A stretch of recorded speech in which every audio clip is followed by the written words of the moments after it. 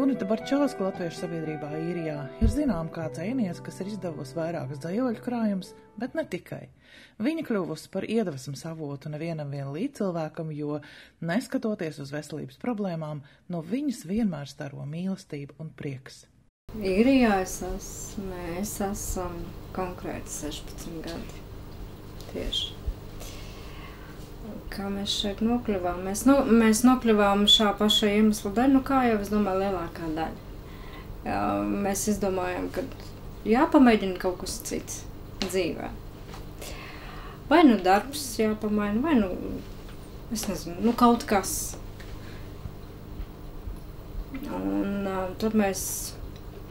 Un tad vienā jaukā vakarā vienkārši sapratām, ka jāmēģina, jo ja nesanāks, ja sanāks, tad atgriezties jau var vienmēr. Tā mēs tādi enerģiski, jauni būdami ar vienu solu. Plecos toreiz mēs bijām tikai divatā. Atbraucām uz Īriju, un tas iedzīvošanās process pats par sevi viņš bija tāds diezgan pagrūts. Ne tev valoda, tu nezini, ko un kā, kur griezties. Paldies Dievam, bija labi cilvēki, kurus mēs jau zinājām, kur palikt. Šajos gados dzeja rakstās pavisam savādāk. Domāšana ir mainījusies, laikam pieaugusi, un tu sāc saprast cilvēkus un viņu domas, teiksim. Tu sāc domāt plašāk par globālām lietām, nevis tikai par mīlestību. Un tad, kad tu esi iegājis jau globāli, tad tu sāc saprast, ka cilvēkiem tas patīk. Līdz ar to audz, katru reizi to audz. Un tas ir ļoti, ļoti labi. Jo, kā man jau teica, kad ja tu neaudz tā, tad tu neko nemācies. Par to izaugsmi un tehnisko pusi es varu teikt, ka laikam šur tur palīdzēja Zoom. Tajā laikā, tad, kad bija tās visas sanāksmes Zoomā, bija meistarklases. Bija ļoti labi skolotāji, kas ieteica, ko rakstīt, kā rakstīt, ko labāk nerakstīt un no kā labāk izvairīties. Protams, ka ir arī daudz kas pašmācības ceļā. Tu palasi vienu darbu, tu palasi otru darbu, tu palasi, piemēram, Aleksandru Čaku.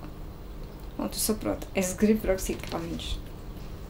Man līdz viņam vēl augt, bet, jā, es priecājos, kad es esmu spējusi pārvarēt tās visas nesaskaņas sevi, jo tad, kad tu izēji no savas komforta zonas un sāc rakstīt savādāk un domāt, cilvēki sāk pamanīt. Un viņi tev jautā, kas notiek? Nekas. Es sāku domāt savādāk.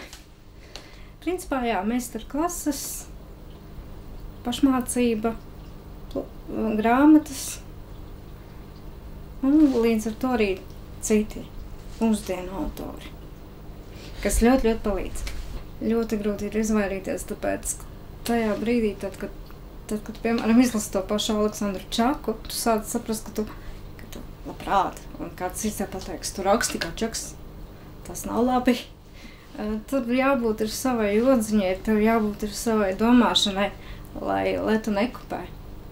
Tur ir jābūt tam stingrumam, tur ir jābūt tam, es pat teiktu, kodolam, lai tu varētu, lai tu saproti, ka tu nedrīksti līdzināties, tu vari mazliet, bet tev jābūt pašam, tu nedrīkst sevi pazaudēt. Tev jāatrod savs rokraksts, pareizāk sakot. tu nedrīkst pazaudēt to, kas tev ir, bet tev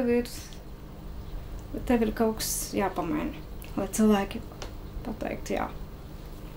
Tas ir tas Gunītas rokums. Un, godīgi sakot, šī nominācija man ir ļoti liels pārsteigums. Es nebiju gaidījis, ka kāds man varētu šeit ievērot. Tas tiešām paldies jaukiem cilvēkiem, kas to izdarīja. Man nav tā, ka es tagad darīšu kaut ko. Man tas notiek automātiski. Es to daru tikai tāpēc, ka man tas patīk. Un nevis, lai kādam tur kaut ko pierādītu. Tas ir priekš manis pašas. Un ja kādam tas sagādā kaut ko labu, kāpēc ne? Es strādāju, precīzāk darbojos izdevniecībām, jau būs 10. gads. Kā tas sākās? Tas sākās tā kā apmēram Ziemassvētku brīnums. Es izlasīju sludinājumu, ka viņi meklē cilvēkus. Un šeit laikam arī man jāsaka paldies manai ģimenei. Tas bija mans tāds mazs sapnītis. Es labprāt gribētu tieši šā paša iemesla dēļ. Es gribēju iedvesmot,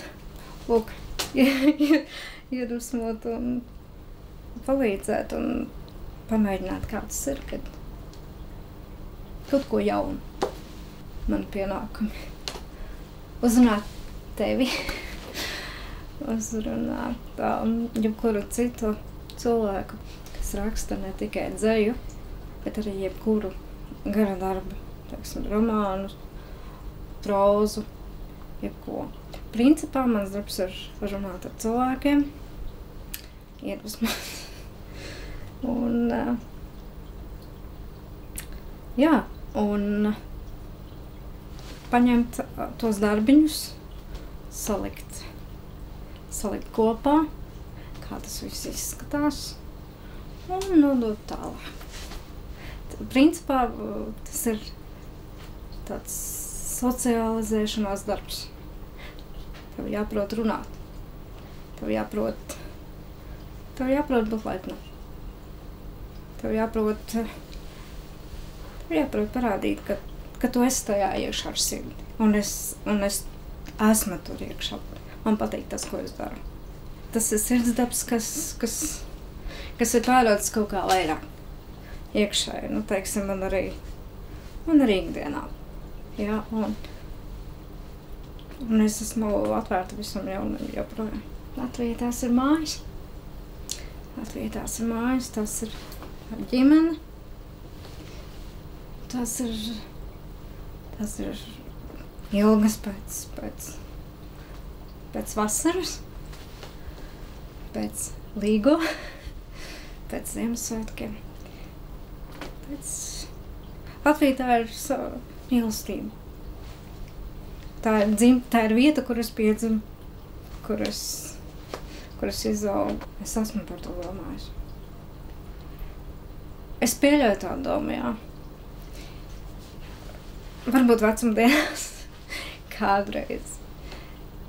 Tad, kad bērni būs izauguši, mazbērni jau lieli, es pieļauju domu, ka tas pat varētu. Jā. Iespējams, ka mana ģimene varbūt kaut gribēs, varbūt meita gribēs doties uz Latviju. Kāpēc ne? Es tiešām pieļauju tādu domu, ka es tā varētu darīt. Atceroties savu pieredzi, ir ļoti grūti pašam saņemties. Tu netici pats sev. Tu netici pats sev, ka tas, ko tu dari, kādam ir vajadzīgs. Ja ceļši jaunajam, pavisam jaunam autoram, viņam ir ļoti svarīgi, ka atnāks kāds un pateiks, tu to vari.